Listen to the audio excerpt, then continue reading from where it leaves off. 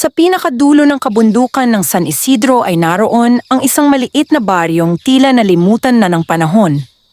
Napapaligiran ito ng makakapal na punong kahoy, malamig na batis, at hamog na bumabalot sa bawat umaga.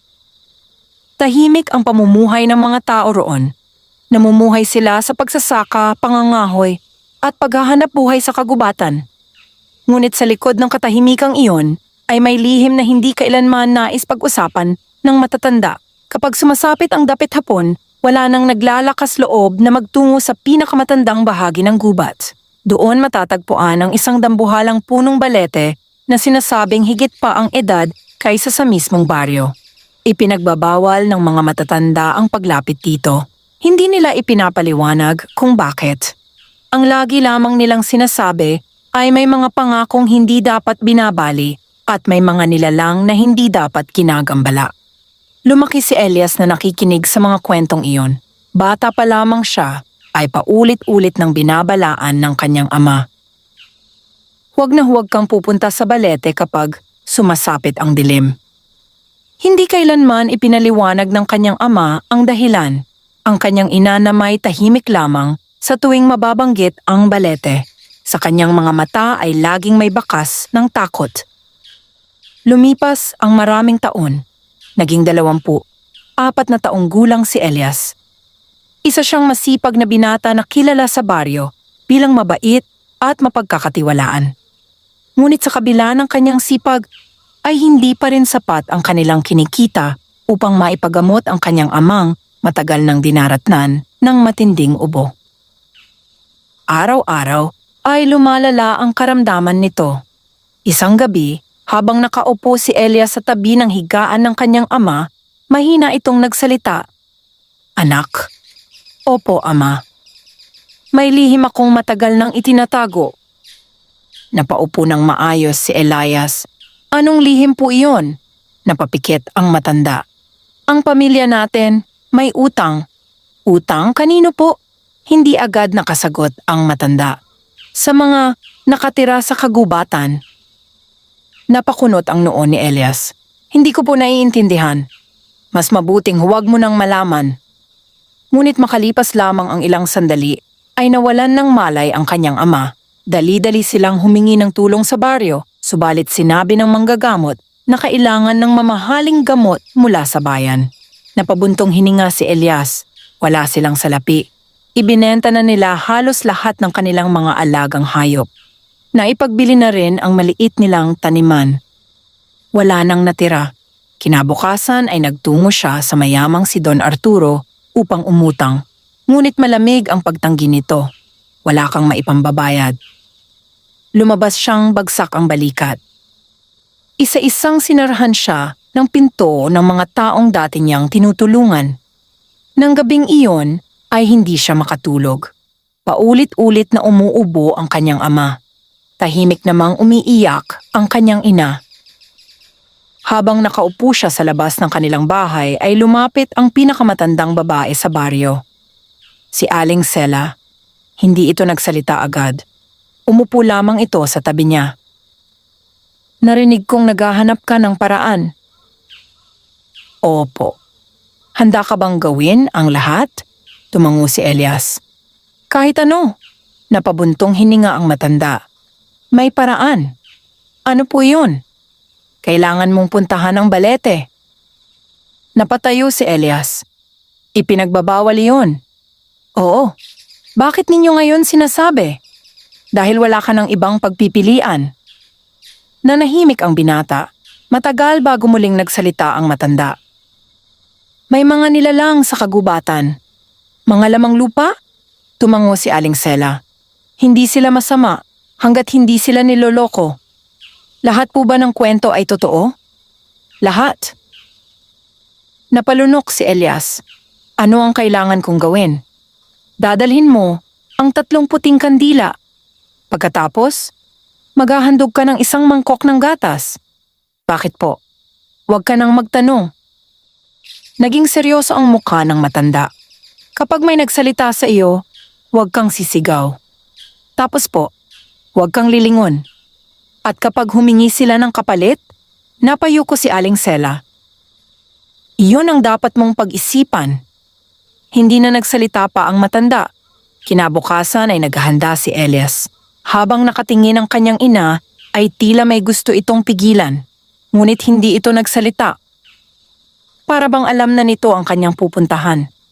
Pagsapit ng dapit hapon, ay nagtungo siya sa kagubatan. Habang papalalim siya, ay unti-unting naglaho ang mga huni ng ibon. Naging kakaiba ang katahimikan, maging ang hangin ay tila huminto.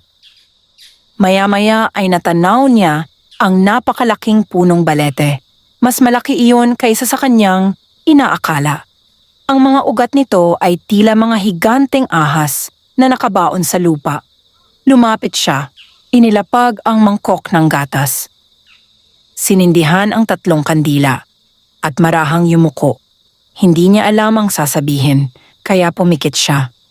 Kung may nakaririnig man sa akin, humihingi ako ng tulong. Lumipas ang ilang sandali. Walang nangyari. Magpapasya na sana siyang umalis nang biglang lumamig ang paligid. Unti-unting namatay ang apoy ng mga kandila. Hindi dahil sa hangin, kusang namatay ang mga ito. Napadilat si Elias. Mula sa likod ng balete ay may isang tinig na napakalumanay. Hinahanap mo ba kami? Nanigas ang kanyang buong katawan. Naalala niya ang bilin, huwag lilingon. Nanatili siyang nakatingin sa harapan. Muling nagsalita ang tinig. Alam mo ba ang kapalit ng bawat kahilingan? Hindi siya sumagot. Hindi ka ba natatakot? Marahang sinabi ni Elias. Natatakot po. Bakit ka narito? Para sa ama ko. Tahimik ang paligid. Pagkaraan ng ilang sandali ay muli niyang narinig ang tinig. Marami nang nangako rito. Marami rin ang sumira. Ikaw ba'y marunong tumupad? Napapikit si Elias. Opo. Biglang lumakas ang malamig na hangin. At sa unang pagkakataon ay nakita niyang unti-unting humahaba ang kanyang sariling anino sa lupa. Ngunit hindi na iyon gumagalaw ayon sa kanyang kilos. May ibang humihila rito. Mula sa likuran ay narinig niya ang huling sinabi ng mahiwagang tinig. Kung gayon, tatanggapin namin ang iyong kahilingan. Ngunit kapag dumating ang araw ng paniningil, hindi ka na maaaring umatras. Hindi agad nawala ang malamig na hanging bumalot sa paligid ng matandang balete. Nanatiling nakatayo si Elias, mahigpit na nakapikit at pinipigil ang sariling lumingon. Ang bawat pintig ng kanyang puso ay tila umaalingaw sa katahimikan ng kagubatan. Maya-maya ay muling nagsalita ang mahiwagang tinig. Ang kahilingan mo ay narinig na. Marahan lamang ang boses, ngunit sapat upang maramdaman ni Elias ang bigat ng bawat salitang binibigkas nito. Kung nais mong gumaling ang iyong ama, may isang pangakong dapat mong tuparin. Napalunok si Elias. Ano po iyon? Hindi ngayon ang panahon upang malaman mo ang kabuuan ng kasunduan. Napakunot ang kanyang noo. Hindi ko po naiintindihan. Darating ang araw na kami mismo ang maniningil. Kapag dumating ang oras na iyon, hindi ka maaaring tumanggi. Tumahimik ang binata. Alam niyang mapanganib ang hindi nalalamang pangako. Ngunit sa isip niya ay wala na siyang ibang mapagpipilian. Kung hindi niya ito tatanggapin, maaaring mawalan na siya ng ama. Mahina siyang nagsalita. Tinatanggap ko. Kasunod noon ay tila gumaan ang paligid. Unti-unting bumalik ang hangin. Nagliwanag muli ang paligid kahit wala namang buwan na sumisilip sa kalangitan. Pagkatapos ay narinig niya ang huling utos. Pag-uwi mo, may makikita kang halamang tumubo sa tabi ng inyong bahay. Pakuluan mo ang mga dahon nito at ipainom sa iyong ama sa loob ng 3 gabi. Wala kang dapat sabihin kanino man tungkol sa aming pagkikita. Kapag nilabag mo ang utos na ito, mawawala ang aming biyaya. Pagkatapos noon ay tuluyang nanahimik ang kagubatan. Nang maglakas loob si Elias na magmulat ng mga mata, ay wala ng kandila.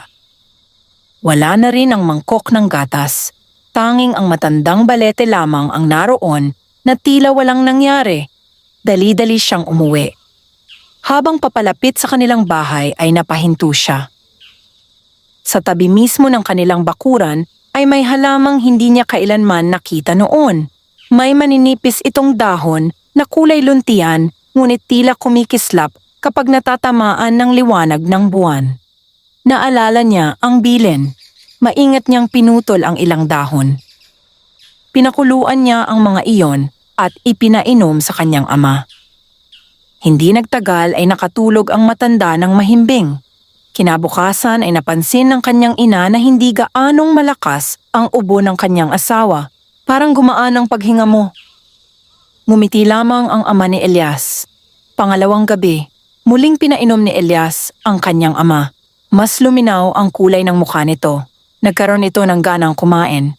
Pangatlong gabi, halos wala na ang matinding ubo. Pagkaraan ng isang linggo ay nakakalakad na muli ang matanda na tila hindi kailanman nagkasakit. Nagulat ang buong baryo, maging ang manggagamot ay hindi makapaniwala. Wala akong maipaliwanag, anya. Para bang himalang gumaling siya. Unti-unting kumalat ang balita. Marami ang nagtatanong kay Elias kung saan niya nakuha ang halamang ginamit. Ngunit naalala niya ang bilin. Tahimik lamang siyang ngumiti. Hindi nagtagal ay bumalik ang sigla ng kanilang pamilya. Nakapagsaka muli ang kanyang ama, unti-unti silang nakaahon sa hirap, subalit kasabay ng pagbuti ng kanilang buhay ay nagsimula ring may mga kakaibang pangyayari. Tuwing sasapit ang hating gabi, tila may maliliit na yabag na umiikot sa kanilang bahay. Minsan ay may naririnig siyang mahihinang tawanan sa ilalim ng kanilang bintana. Kapag sumisilip siya, wala siyang nakikita. Isang umaga ay nagising siyang may mga bakas ng maliliit na paa sa lupa. Hindi iyon paa ng bata. Napakaliit ng mga ito. At lahat ay papunta sa direksyon ng kagubatan. Hindi niya iyon pinansin. Ngunit habang lumilipas ang mga araw, ay mas dumadalas ang mga kakaibang pangyayari. May mga gamit na nawawala at kinabukasan ay bumabalik sa ibang lugar. May pagkain silang iniiwan sa mesa na nawawala pagsapit ng umaga. Minsan ay may nakita siyang maliit na supot na puno ng gintong butil sa kanilang pintuan. Nang hawakan niya iyon, ay naging ordinaryong mga buto lamang ng palay. Lalong dumami ang kanyang tanong, ngunit wala siyang mapagtanungan. Isang gabi, habang nagpapahinga siya sa ilalim ng puno ng mangga, may narinig siyang mahinang tinig. Elias! Napalingon siya. Walang tao. Muli niyang narinig. Elias! Sinundan niya ang boses hanggang sa dulo ng kanilang bakuran. Naroon ang isang maliit na nilalang. Hindi ito hihigit sa tuhod ng isang tao. Mahaba ang buhok nito. Maputla ang balat. Matingkad ang mga matang tila kumikislap sa dilim. Tahimik lamang itong nakatingin sa kanya. Hindi siya makapagsalita. Ngumiti ang nilalang. Naalala ka na nila? Bigla itong naglaho na parang usok. Naiwan si Elias na nanginginig. Kinabukasan ay nagpunta siya kay Aling Sela. Hindi niya sinabi ang lahat. Ngunit nagtanong siya, may pagkakataon po bang nagpapakita ang mga lamang lupa? Matagal siyang tinitigan ng matanda. Nagpakita na ba sila sa iyo? Hindi sumagot si Elias. Napabuntong hininga si Aling Sela. Kapag nagsimula ka na nilang makita, ibig sabihin ay bahagi ka na ng kanilang mundo. Nanlamig ang buong katawan ni Elias. Ano po ang ibig sabihin noon? Mahinang tumingin ang matanda sa malayong kagubatan. Ibig sabihin, papalapit na ang araw ng paniningil. Mula nang marinig ni Elias ang mga salita ni Aling Sela, hindi na siya mapalagay. Kahit pilitin niyang magpakatatag, hindi maalis sa kanyang isipan ang babala ng matanda. Papalapit na ang araw ng paniningil. Hindi niya alam kung kailan iyon darating. Hindi rin niya alam kung ano ang eksaktong hinihingi ng mga lamang lupa bilang kapalit ng himalang ipinagkaloob nila sa kanyang ama. Gayunman, pinili niyang huwag munang sabihin ang anumang nangyari sa kanyang mga magulang. Ayaw niyang muling mag-alala ang mga ito, lalo na ngayong unti-unti nang bumabalik ang kanilang payapang pamumuhay. Lumipas ang ilang linggo. Masagana ang kanilang ani sa bukid. Ang dating tuyot na lupa ay tila nabuhayan. Ang mga pananim na dati hirap tumubo ay nagsimulang mamunga ng higit sa inaasahan. Nagtaka ang mga kapitbahay. May ilan pang nagsabing tila pinagpapala ang pamilya ni Elias. Ngunit kasabay ng bawat biyayang natatanggap nila ay may kapalit na hindi niya maipaliwanag. Tuwing sasapit ang gabi, palaging may naiiwang maliliit na bakas ng paa sa paligid ng kanilang bahay. May mga pagkakataong nagigising siya dahil sa mahinang tawanan na nagmumula sa likod ng kanilang bakuran. Kapag sumisilip siya sa bintana, wala siyang nakikita, ngunit ramdam niyang hindi siya nag-iisa. Isang madaling araw, nagpa siyang sundan ang mga bakas. Tahimik siyang lumabas ng bahay habang mahimbing pang natutulog ang kanyang mga magulang. Tinahak niya ang makitid na landas patungo sa kagubatan. Habang papalalim siya, lalo niyang naramdaman ang kakaibang lamig ng paligid. Hindi iyon karaniwang lamig ng umaga, para bang may mga matang tahimik na nagmamasid sa bawat hakbang niya. Hindi nagtagal ay narating niya ang matandang balete. Huminto siya. Sa paanan ng puno ay may isang bagay na hindi niya nakita noong una siyang nagtungo roon. Isa itong maliit na sisidlang yari sa luwad. Sa loob nito ay may isang makinis na batong kulay berde. Nang pulutin niya ang bato ay biglang umihip ang malamig na hangin. Kasabay nito ay narinig niyang muli ang pamilyar na tinig. Hindi ka namin nalilimutan. Napalingon siya sa paligid, ngunit wala siyang makita. Mahina siyang nagsalita. Ano pa ang nais ninyo sa akin? Hindi agad sumagot ang tinig. Sa halip ay tila may mga yabag na unti-unting lumalapit mula sa likod ng balete. 1, 2, 3. Hanggang sa lumitaw ang 3 maliliit na nilalang. Hindi sila nakakatakot sa unang tingin. Halos kasinlaki lamang sila ng 10 taong gulang na bata. Mahahaba ang kanilang buhok na umaabot sa lupa. Mapuputi ang kanilang mga kasuotan na tila hinabi mula sa hamog. Tahimik silang nakatingin kay Elias. Pagkaraan ng ilang sandali ay nagsalita ang isa sa kanila. Natupad namin ang aming pangako. Tumango si Elias. Opo. Panahon nang simulan mo ang pagtupad sa iyo. Napahigpit ang hawak niya sa berdeng bato. Ano ang kailangan kong gawin? Lumapit ang pinakamatandang nilalang. Sa kabila ng maliit nitong katawan ay dama ni Elias ang kakaibang kapangyarihan nito. Ikaw ang magiging tagapagbantay. Napakunot ang kanyang noo. Tagapagbantay ng ano? Ng aming lihim. Hindi niya agad naunawaan ang kahulugan ng mga salitang iyon. Ngunit ipinagpatuloy ng nilalang ang pagsasalita. May mga taong naghahanap sa aming tahanan. May mga taong nais kaming gamitin upang yumaman. Kapag dumating sila, ikaw ang pipigil. Nanahimik si Elias. Hindi niya alam kung paano niya magagawa ang hinihingi ng mga nilalang. Ako lamang po ay isang ordinaryong tao. Ngumiti ang maliit na nilalang. Hindi na. Biglang uminit ang berdeng batong hawak niya. Napabitaw siya rito.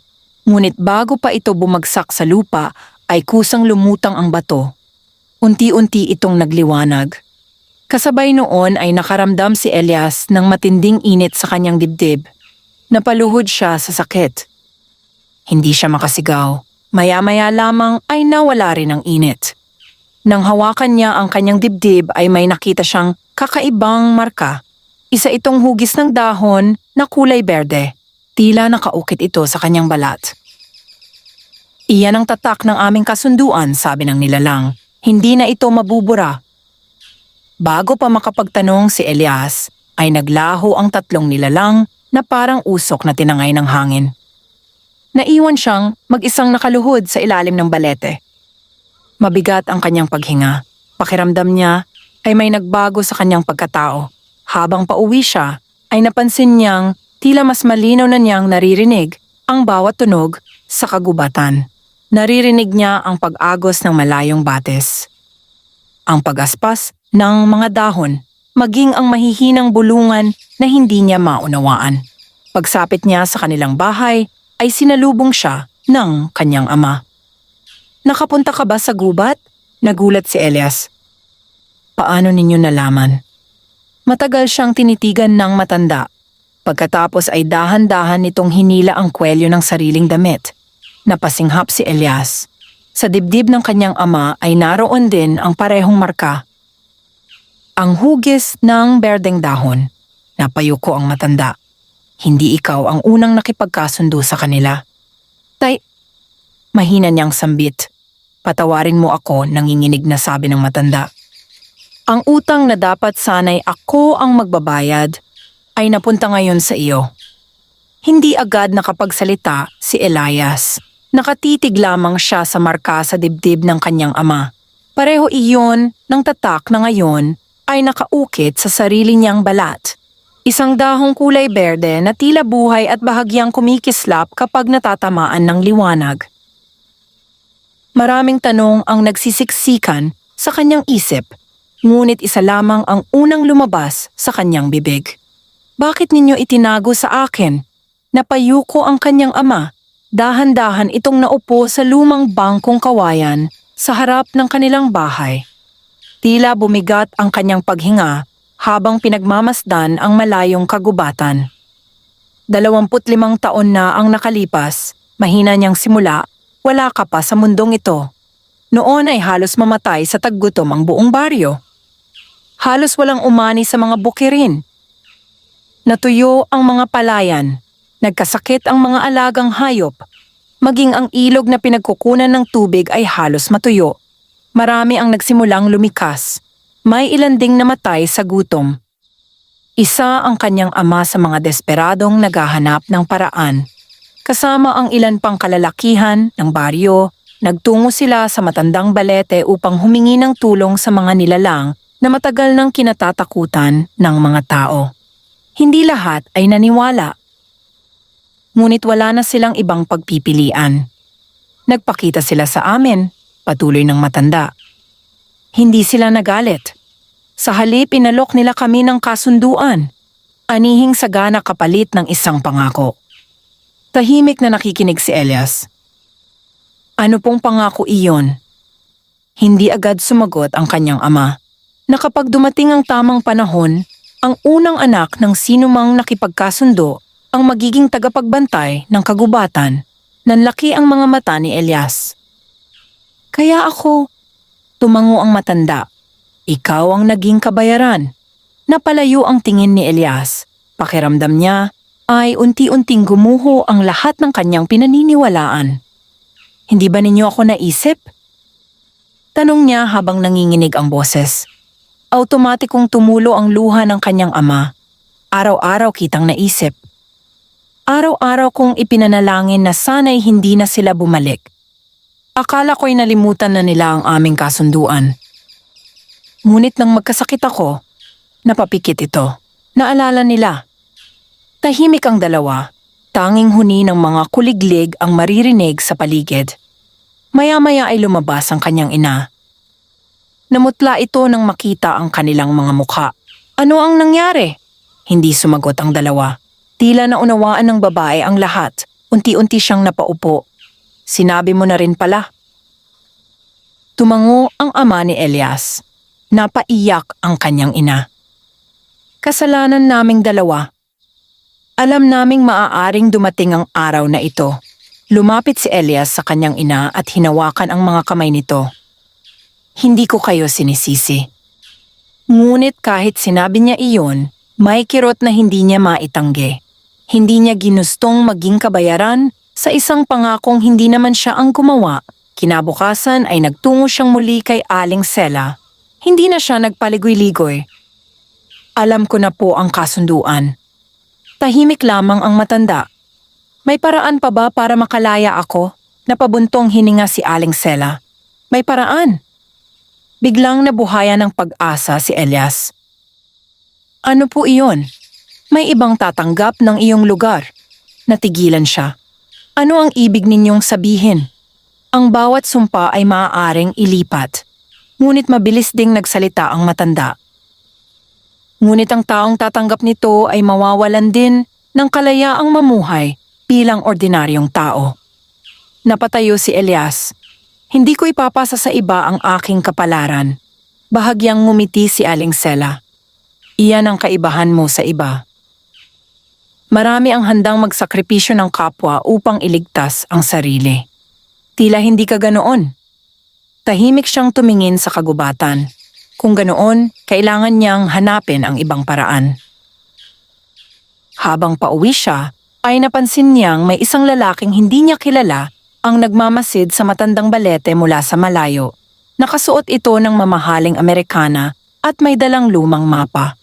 Kasama nito ang 3 tauhang may dalang mga pala at lubid. Hindi sila taga roon. Nagkubli si Elias sa likod ng mga puno. Narinig niyang nagsalita ang estranghero. Ito ang lugar. Nasa ilalim ng punong iyan ang kayamanang hinahanap natin. Totoo pala ang alamat. Isa sa mga tauhan ang nagtanong, sigurado po ba kayong walang panganib? Ngumiti ang lalaki. Mga kwento lamang ang mga lamang lupa. Walang dapat katakutan. Nanlamig ang pakiramdam ni Elias. Naalala niya ang sinabi ng mga nilalang. May mga taong naghahanap sa aming tahanan. Kapag dumating sila, ikaw ang pipigil. Unti-unti niyang naunawaan ang tunay na simula ng kanyang tungkulin. Hindi lamang siya naging kabayaran sa isang lumang pangako. Siya ang magiging unang harang laban sa mga taong handang sirain ang lihim na matagal nang binabantayan ng kagubatan. At sa unang pagkakataon, naramdaman niyang nagsisimula pa lamang ang tunay na pagsubok na inihanda para sa kanya. Magdamag na hindi nakatulog si Elias. Paulit-ulit na bumalik sa kanyang isip ang mga salitang narinig niya mula sa estrangherong lalaki. Hindi ito mukhang ordinaryong manlalakbay. Batay sa pananamit at sa paraan ng kanyang pagsasalita, malinaw na matagal na nitong hinahanap ang matandang balete. Ngunit higit na gumugulo sa isip ni Elias ang utos ng mga lamang lupa. Kapag dumating sila, ikaw ang pipigil. Hindi niya alam kung paano niya magagawa iyon. Isa lamang siyang magsasaka. Wala siyang sandata, wala siyang kapangyarihan, at lalong wala siyang karanasang makipaglaban. Pagsikat ng araw ay muli siyang nagtungo sa kagubatan. Tahimik ang paligid. Ngunit habang papalapit siya, sa balete ay napansin niyang may mga bakas ng paghuhukay sa lupa. May ilang ugat ng puno ang naputol. May mga bakas din ng sapatos na hindi pag-aari ng mga taga-baryo. Nahuli siya ng isang mahinang tinig. Huli na ang pagdating mo. Napalingon siya. Sa ibabaw ng isang malaking ugat ay nakaupo ang maliit na nilalang na minsan na niyang nakita. Mahaba ang buhok nito at mapupungay ang mga matang tila may liwanag. Lumapit sila kagabi. Sinubukan nilang hukayin ang aming tahanan. Ano ang nangyari? Ngumiti ang nilalang. Hindi pa nila panahon. Napansin ni Elias na may mga bakas ng putik at dugo sa paligid ng hukay. Wala na sila? Hindi. Babalik sila. Naging seryoso ang mukha ng nilalang. At sa pagbabalik nila, hindi na sila mag-iisa. Pagkatapos sabihin niyon ay tumayo ito. Iniabot nito kay Elias ang isang maliit na anting-anting na yari sa kahoy. May nakaukit ditong parehong dahon na nasa kanyang dibdib. Ito ang tatak ng tagapagbantay. Huwag mo itong aalisin. Habang nasa iyo ito, makikita mo ang hindi kayang makita ng ibang tao. Tinanggap iyon ni Elias. Pagkahawak niya rito ay tila nagbago ang buong kagubatan. Ang mga punong dati tila ordinaryo lamang ay nagkaroon ng maninipis na sinag na kulay luntian. May mga mumunting nilalang na naglalaro sa pagitan ng mga dahon. May mga paru-parong kumikislap na tila yari sa liwanag. Sa unang pagkakataon ay nakita niya ang tunay na anyo ng kagubatan. Napangiti ang maliit na nilalang. Ngayon ay isa ka na sa mga nakakakita. Pagkatapos ay naglaho itong muli. Habang pauwi si Elias, ay nasalubong niya ang kanyang kaibigang si Tomas. Matagal na silang magkaibigan mula pa nung bata. Pupunta ka ba sa gubat? Tanong ni Tomas. Oo. Nakita ko kasi kahapon ang ilang dayuhan. Nagtatanong sila tungkol sa balete. Nabigla si Elias. Ano ang sinabi mo? Wala.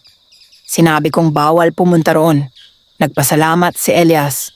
Ngunit bago sila maghiwalay ay sinabi ni Tomas ang isang bagay na lalo niyang ikinabahala. May dala silang maraming tauhan at bukas daw sila babalik. Pagsapit ng gabi ay muling dumating ang malamig na hangin. Nagising si Elias sa mahihinang yabag sa labas ng kanilang bahay. Lumabas siya. Ngunit sa halip na tao ay nakita niya ang 12-dosenang maliliit na nilalang na nakahanay sa kanilang bakuran. Tahimik silang nakatingin sa kanya. Maya-maya ay lumapit ang pinakamatanda sa kanila. Panahon na. Ngayon? Tumango ang nilalang. Dumating na sila. Kasabay ng mga salitang iyon ay narinig ni Elias ang malalakas na hampas ng bakal na nagmumula sa kailaliman ng kagubatan. May mga taong pumuputol ng mga puno. May naghuhukay. May sumisira sa katahimikan ng lugar. Biglang uminit ang marka sa kanyang dibdib. Napahawak siya rito. Kasabay noon ay tila may kakaibang lakas na dumaloy sa kanyang katawan. Naramdaman niyang gumaan ang kanyang mga paa. Mas luminaw ang kanyang paningin. Mas tumalas ang kanyang pandinig. Hindi niya maipaliwanag ang pagbabagong iyon.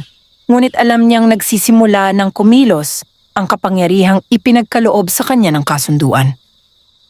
Hindi na siya nag-atubili. Tumakbo siya patungo sa matandang balete. Habang papalapit siya, ay nakita niyang 5 kalalakihan ang naghuhukay sa paligid ng puno. Sa kanilang harapan ay nakatayo ang estrangherong lalaking may hawak na lumang mapa. "Bilisan ninyo!" sigaw nito.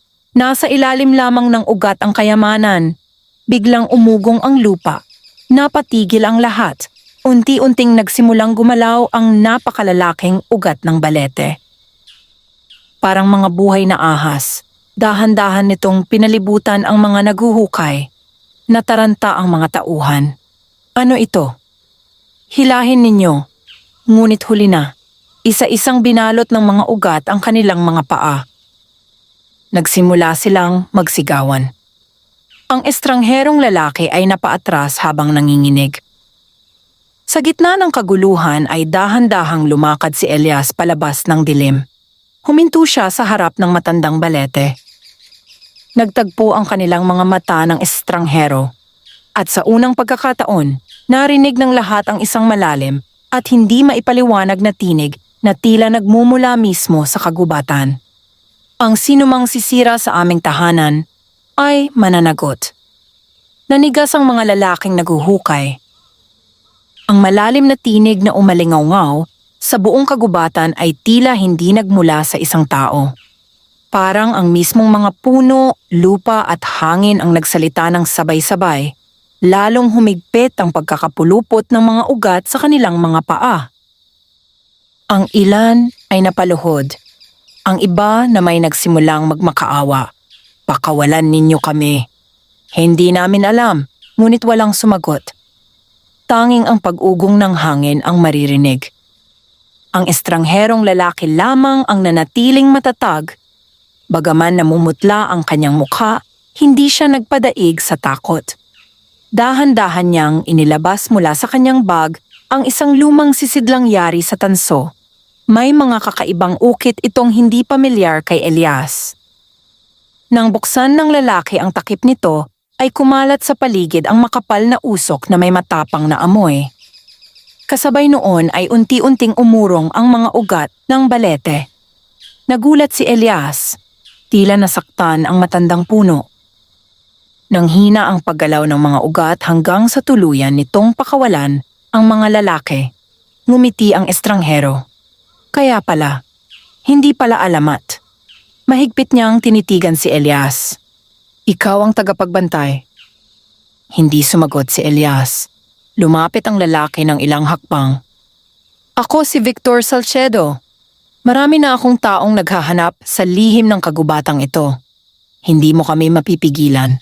Tahimik lamang si Elias. Ngunit muli niyang naramdaman ang pag-init ng marka sa kanyang dibdib. Kasabay nito ay nagsimulang lumapit ang maliliit na nilalang mula sa likod ng mga puno. 1, 5, 10. Hanggang sa hindi na niya mabilang ang kanilang dami. Hindi sila nagsasalita. Tahimik lamang silang nakatingin kay Victor. Napansin din sila ng mga tauhan nito. Napaatras ang ilan. "Sir, ano po sila?" Hindi sumagot si Victor. Sa halip ay inilabas niya ang isa pang bagay mula sa kanyang bag. Isa itong lumang aklat na kulay itim. Marahan niya itong binuksan, biglang umihip ang malakas na hangin. Nagsimulang manginig ang lupa. Napansin ni Elias na tila nasasaktan ang mga lamang lupa. Isa-isa silang napapaluhod. May ilan pang naglaho na lamang na parang usok. "Ano ang ginagawa mo?" sigaw ni Elias. Ngumiti si Victor. "Matagal ko nang pinag-aralan ang mga tulad nila. May paraan upang pahinain ang kanilang kapangyarihan." Naramdaman ni Elias ang matinding galit. Hindi niya maintindihan kung bakit, ngunit tila may puwersang humihila sa kanya upang ipagtanggol ang mga nilalang, parang bahagi na rin sila ng kanyang pagkatao. Mabilis siyang tumakbo patungo kay Victor. Ngunit bago pa siya makalapit, ay tila may hindi nakikitang pader na humarang sa kanya. Napaatras siya. Tumawa ang lalaki. "Hindi mo pa alam gamitin ang kapangyarihang ibinigay sa iyo. Bata ka pa bilang tagapagbantay." Biglang lumitaw sa tabi ni Elias ang pinakamatandang lamang lupa. Ito ang unang nilalang na nakausap niya sa ilalim ng balete. Bagaman maliit ang katawan nito, matalim ang mga mata nito. "Isara mo ang iyong mga mata." Nagulat si Elias. "Ano?" "Magtiwala ka." Hindi na siya nagtanong. Ipinikit niya ang kanyang mga mata. Unti-unti niyang narinig ang pagbulong ng hangin, ang pag-awit ng mga dahon, ang tibok ng lupa. Maya-maya ay tila may liwanag na bumalot sa kanyang katawan. Ngayon, pagmulat niya ay nagbago ang lahat.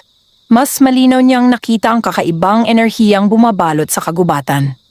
May mga sinag ng liwanag na naguugnay sa bawat puno. Sa gitna ng mga iyon ay nakita niya ang madilim na usok na nagmumula sa aklat ni Victor. Iyon ang nagpapahina sa kagubatan. Hindi siya nag-atubili. Itinaas niya ang anting-anting na ibinigay sa kanya. Biglang nagliwanag ang ukit nitong dahon. Isang bugso ng berdeng liwanag ang tumama sa itim na aklat. Nabitawan niyon ni Victor.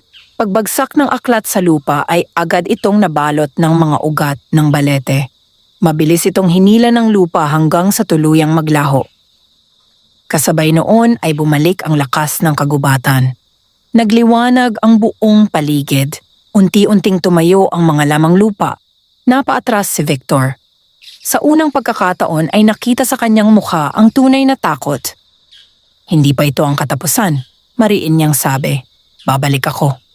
Tatagpuin ko ang lihim na itinatago ninyo. Pagkatapos ay mabilis siyang tumakas kasama ang kanyang mga tauhan. Tahimik na muling bumalik ang kagubatan. Unti-unting naglaho ang mga lamang lupa. Ngunit bago mawala ang pinakamatandang nilalang ay tumingin ito kay Elias. Nagawa mong ipagtanggol ang aming tahanan. Ngunit tandaan mo, si Victor ay hindi ang tunay nating kaaway. Nagtaka si Elias. May iba pa? Hindi sumagot ang nilalang. Unti-unti lamang itong naglaho sa hangin. Naiwan si Elias na nakatingin sa matandang balete. Ngayon ay alam na niyang mas malaki ang lihim na kanyang pinasok. At ang tunay na panganib ay hindi pa nagsisimula. Mabigat ang mga hakbang ni Elias pauwi mula sa kagubatan. Hindi nawala sa kanyang isipan ang huling sinabi ng matandang lamang lupa. Si Victor ay hindi ang tunay nating kaaway. Kung hindi si Victor, sino ang taong higit na mapanganib?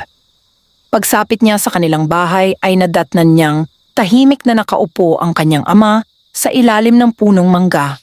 Habang pinagmamasdan ang anak, tila nababasa nito ang bigat na kanyang dinadala. Nakita na kayo, mahinang wika ng matanda.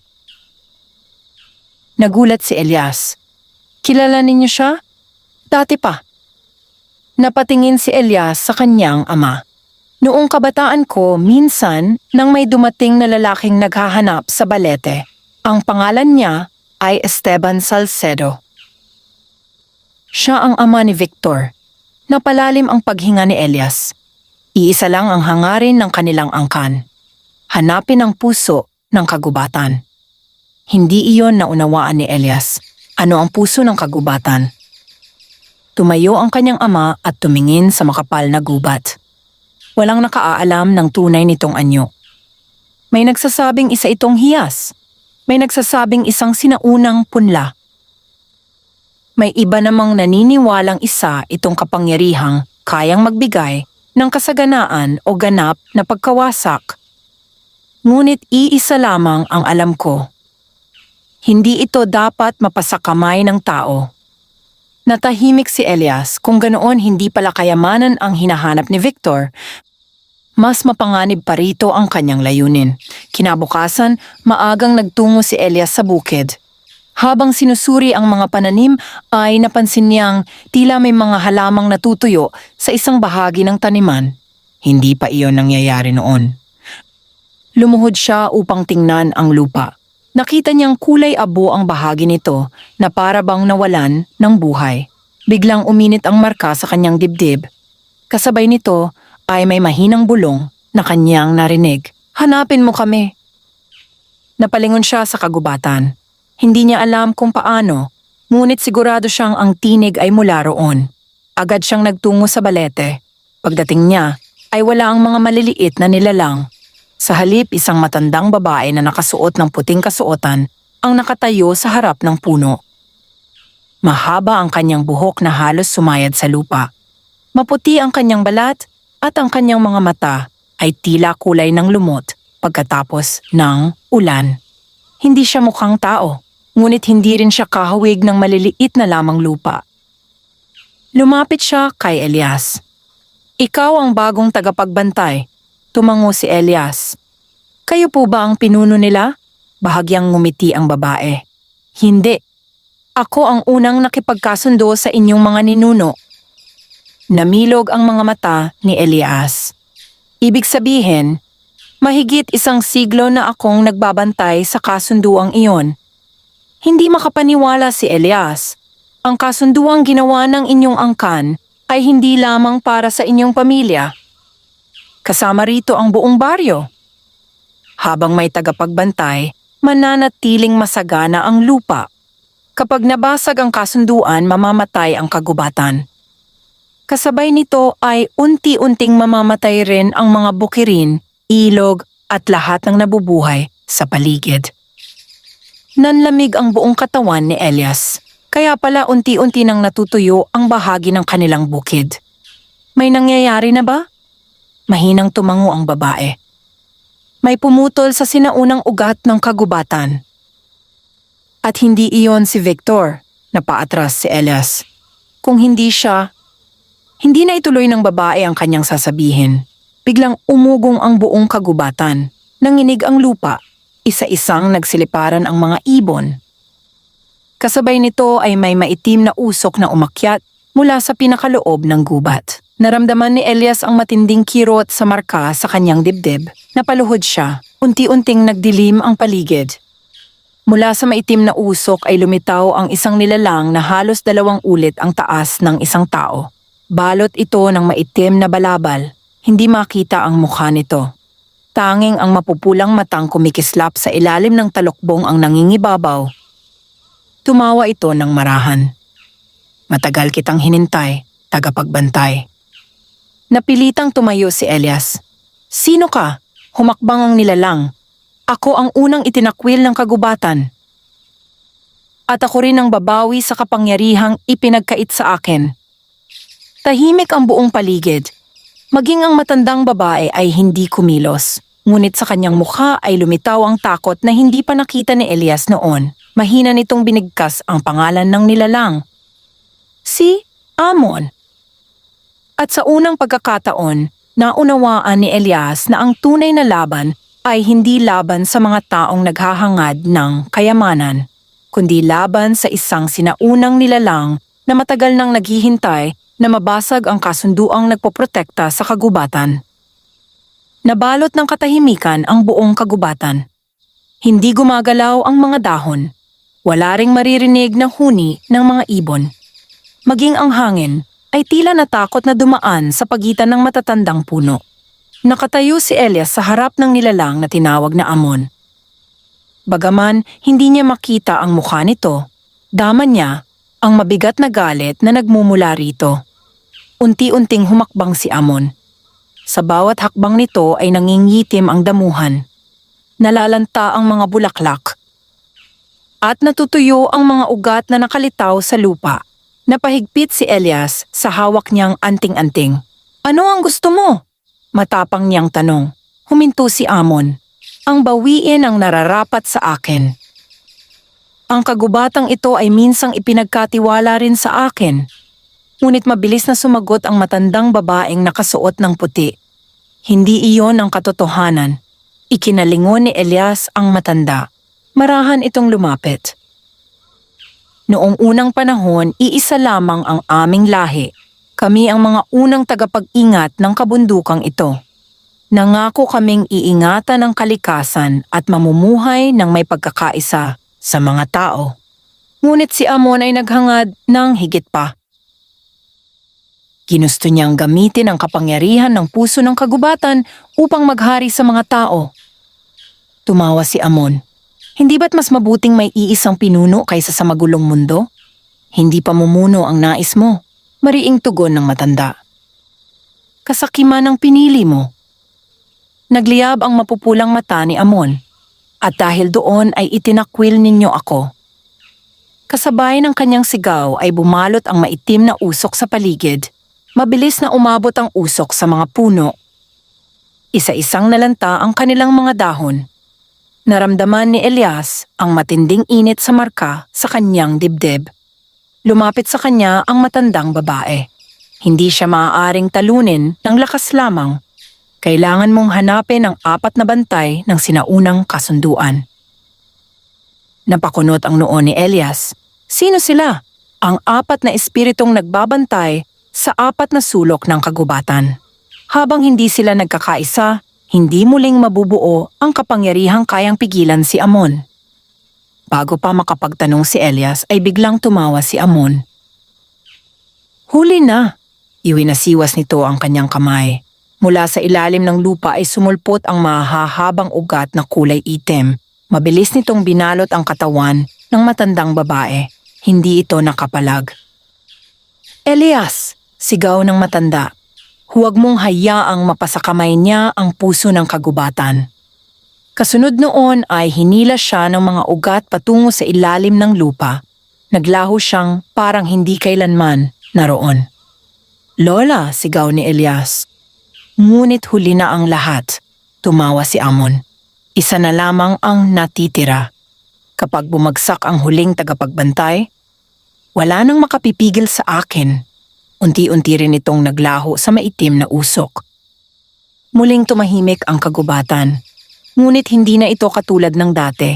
Marami ng puno ang nalanta. Ang dating malinaw na batis ay naging maputik. Ang mga halamang luntian ay nagsimulang mangitim.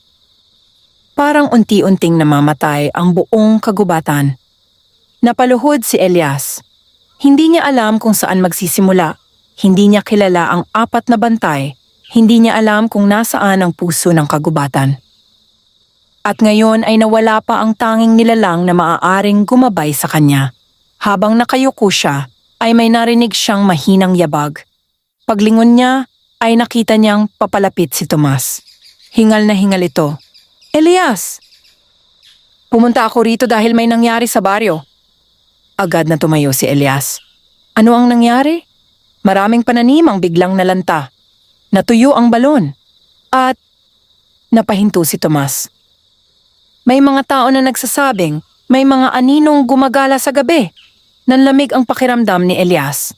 Nagsisimula ng kumalat ang sumpa ni Amon. Kung hindi niya ito mapipigilan, hindi lamang ang kagubatan ang mawawala.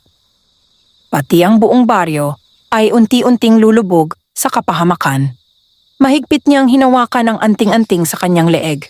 Sa kauna-unahang pagkakataon mula nang tanggapin niya ang kasunduan, hindi na lamang ang kanyang pamilya ang nais niyang iligtas. Kailangan niyang iligtas ang lahat ng naninirahan sa San Isidro. At para magawa iyon, kailangan niyang hanapin ang 4 na bantay ng sinaunang kasunduan bago tuluyang lumakas ang kapangyarihan ni Amon. Mabigat ang katahimikan habang naglalakad pauwi sina Elias at Tomas mula sa kagubatan. Wala ni isa sa kanila ang nagsasalita. Ang bawat hakbang ay tila may kasamang pangambang hindi nila kayang ipaliwanag. Pagdating nila sa baryo, agad nilang nakita ang pagbabagong kinatatakutan. Ang dating luntiang mga palayan ay nagkulay abo. Ang mga punong namumumunga ay nalalagas ang mga dahon. Ang balon sa gitna ng baryo ay halos matuyo. Nakatipon ang mga tao sa paligid nito. Nag-aalala ang lahat. Masama ang pangitain. May sumpang dumating.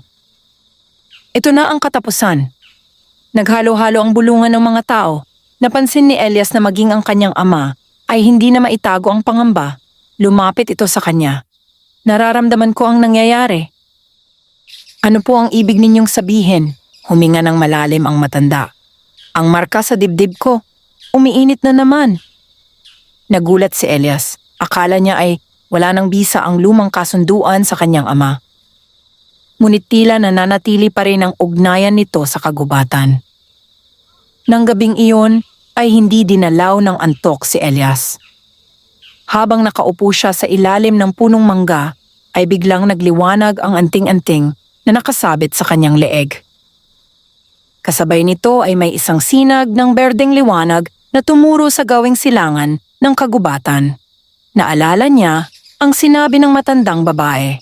Hanapin ang 4 na bantay. Alam niyang iyon na ang unang palatandaan. Hindi na siya nag-aksaya ng oras. Bago pa sumikat ang araw, ay nagtungo na siya sa silangang bahagi ng kagubatan. Habang lumalalim siya sa masukal na daan, ay napansin niyang unti-unting bumabalik ang kasiglahan ng paligid. Mas luntian ang mga puno. Mas malinaw ang tubig sa maliit na batis. Mas malamig ang simoy ng hangin. Para bang hindi pa naaabot ng sumpa ang bahaging iyon. Maya-maya ay narating niya ang isang malawak na parang na napapalibutan ng matatandang puno. Sa gitna nito ay may napakalaking punong may ginintuang mga dahon. Hindi iyon nalalanta. Sa halip ay lalo pa itong kumikinang. Nang lumapit siya, ay narinig niya ang isang tinig, "Huwag kang lumapit kung marumi ang iyong puso." Huminto si Elias. Luminga siya sa paligid, ngunit wala siyang makita. "Ako si Elias, tagapagbantay ng kasunduan." Muling nagsalita ang tinig. Marami na ang nagsabing sila'y karapat-dapat. Ngunit iilan lamang ang nagsabi ng totoo. Unti-unting lumitaw mula sa likod ng puno ang isang dambuhalang puting usa. Napakalaki nito. Ang mga sungay nito ay tila yari sa kristal na kumikislap sa sikat ng araw. Tahimik lamang itong tumingin kay Elias. Hindi siya nakaramdam ng takot. Sa halip ay tila may kakaibang kapayapaan siyang nadama. Ako ang unang bantay. Ako ang tagapag-ingat ng buhay, ng kagubatan. Lumuhod si Elias bilang paggalang. Kailangan ko ang inyong tulong. Tahimik na pinagmasdan siya ng usa. Bakit kita tutulungan? Dahil mamamatay ang kagubatan. Hindi lamang ang kagubatan, kasama ang mga taong walang kasalanan. Matagal na hindi nagsalita ang nilalang. Pagkaraan ng ilang sandali ay nagsimula itong maglakad paikot kay Elias. Ang bawat tagapagbantay ay kailangang dumaan sa pagsubok. Kung mabibigo ka, hindi mo ako makakamit. Tumango si Elias. Handa ako. Biglang nagbago ang paligid. Naglaho ang parang. Napalitan ito ng isang madilim na kagubatan. Sa kanyang harapan ay nakita niya ang kanyang ama na nakaluhod. Sa likuran nito ay nakatayo si Amon. May hawak itong maitim na sibat. Elias! Sigaw ng kanyang ama. Iligtas mo ako. Kasabay nito ay lumitaw naman sa kabilang panig ang mga taga-baryo. Napapalibutan sila ng apoy. Sumisigaw sila ng tulong. Narinig ni Elias ang tinig ng puting usa. Isa lamang ang maaari mong iligtas. Nanlaki ang kanyang mga mata. Hindi maaari. Iyan ang iyong pagsubok. Kung ililigtas niya ang kanyang ama, mamamatay ang buong baryo. Kung ang baryo naman ang pipiliin niya, mamamatay ang kanyang ama. Nanginginig ang kanyang mga kamay, tumulo ang kanyang luha. Ngunit naalala niya ang mga salitang itinuro sa kanya ng kanyang ama noong bata pa siya. Ang tunay na lakas ay ang piliin ang kabutihan kahit ikaw ang masaktan. Pumikit si Elias. Pagmulat niya ay tumingin siya sa kanyang ama. Patawad po. Pagkatapos ay tumakbo siya patungo sa mga taga-baryo. Sa mismong sandaling iyon ay naglaho ang apoy. Kasabay nitong naglaho rin ang kanyang ama at ang buong madilim na kagubatan. Muling bumalik ang malawak na parang. Tahimik na nakatayo ang puting usa sa kanyang harapan. Wala kang pinili dahil sa pansariling kapakanan. Pinili mo ang nakararami. Tumango si Elias kahit puno ng luha ang kanyang mga mata. Ngumiti ang unang bantay. Mula sa noon ito ay lumutang ang isang maliit na kristal na kulay ginto. Lumapit ito kay Elias at marahang dumikit sa kanyang anting-anting. Biglang nagliwanag ang buong paligid. Tinanggap kita. Isa sa 4 na bantay ay sumasa iyo na. Ngunit bago pa tuluyang mawala ang liwanag ay narinig ni Elias ang isang pamilyar na tawa. Paglingon niya ay nakita niya si Victor Salcedo. Hindi na siya nag-iisa. Sa kanyang tabi ay nakatayo ang 3 taong nakasuot ng maiitim na balabal. At sa kanilang likuran ay nakatayo si Amon, tahimik na nakangiti. Salamat Elias, wika ni Victor. Ikaw mismo ang nagdala sa amin sa unang bantay. Hindi nakagalaw si Elias. Ang mga salitang binitiwan ni Victor ay tila mas mabigat pa kaysa sa anumang sandatang maaari nitong gamitin. Ikaw mismo ang nagdala sa amin sa unang bantay. Unti-unting humakbang si Victor habang nakatitig sa kumikislap na anting-anting ni Elias. Sa kanyang tabi ay tahimik na nakatayo ang 3 nilalang na balot sa maitim na balabal. Hindi makita ang kanilang mga mukha, ngunit dama ni Elias ang malamig na presensyang nagmumula sa kanila. Sa likuran nila ay nakatayo si Amon, hindi gumagalaw. Tila naghihintay lamang ito ng tamang sandali. Nilingon ni Elias ang puting usa. Nanatili itong matatag, ngunit kapansin-pansin na humina ang ningning ng mga sungay nito. Ano ang gusto ninyo? Mariing tanong ni Elias. Ngumiti si Victor. Hindi ang bantay. Ang kapangyarihang nasa loob nito. Huminto siya sa tapat ni Elias. Maraming taon kong pinag-aralan ang kasaysayan ng kagubatang ito. Nalaman kong hindi maaaring matagpuan ang 4 na bantay ng isang ordinaryong tao. Kailangan ng isang tagapagbantay, kaya hinintay kitang lumitaw. Nanlamig ang pakiramdam ni Elias. Ngayon lamang niya naunawaan na matagal na pala siyang minamanmanan. Mula pa noong unang nagtungo siya sa matandang balete. Mula pa noong tinanggap niya ang kasunduan. Ikaw ang susi, patuloy ni Victor. At kapag nakuha namin ang kapangyarihan ng 4 na bantay, hindi na kami mapipigilan. Tahimik na tumawa si Amon. Hindi mo ba nakikita, Elias? Magkaiba man ang aming dahilan, iisa ang aming hangarin. Mabuwag ang lumang kasunduan. Napahigpit si Elias sa hawak niyang anting-anting. Hindi ko kayo hahayaang magtagumpay. Biglang sumugod ang isa sa mga nilalang na nakabalabal. Mabilis itong kumilos na halos hindi makita ng mata. Ngunit bago pa nito maabot si Elias ay kumislap ang gintong kristal sa kanyang anting-anting. Isang sinag ng liwanag ang tumama sa nilalang. Napaatras ito. Unti-unti nitong inalis ang talokbong na tumatakip sa mukha. Napasinghap si Elias. Hindi tao ang kanyang nakita. Isa rin itong lamang lupa. Ngunit ang balat nito ay kulay abo. Ang mga mata nito ay maitim na tila walang buhay. Mahahaba ang mga kuko nito na parang ugat ng tuyong puno. Ano sila? Tanong ni Elias. Mahinang nagsalita ang puting usa. Sila ang mga dating tagapag-ingat. Pinili nilang sumunod kay Amon. Dahil sa kanilang kasakiman nawala ang kanilang tunay na anyo. Tahimik na tumingin si Amon sa kanyang mga tagasunod. Ang kapangyarihan ay may halaga. At handa silang bayaran iyon. Muling sumugod ang 3 nilalang. Nagliyab ang anting-anting ni Elias. Ngunit isa lamang ang kristal na nasa kanya. Hindi sapat ang lakas nito upang labanan silang lahat. Habang pilit niyang iniiwasan ang kanilang mga pag-atake, ay narinig niyang nagsalita ang puting usa. Elias, dalhin mo ang kristal. Huwag mong hayaang makuha nila. Ano naman ang mangyayari sa inyo? Bahagyang ngumiti ang unang bantay. Ang isang bantay ay maaaring mamatay, ngunit ang kagubatan ay mabubuhay hanggat may tagapagbantay. Hindi na nag-atubili si Elias. Tumakbo siya patungo sa makapal na kagubatan. Hinabol siya ng 3 nilalang. Kasunod nila si Victor. Ngunit hindi sumunod si Amon. Nanatili lamang itong nakatayo habang pinagmamasdan ang kanyang paglayo. Parang alam nitong hindi pa ito ang tamang oras. Habang tumatakbo si Elias, ay bigla niyang narinig ang isang malakas na dagundong. Napalingon siya. Mula sa malayo ay nakita niyang bumagsak ang dambuhalang puting usa. Unti-unting naging maliliit na sinag ng liwanag ang katawan nito.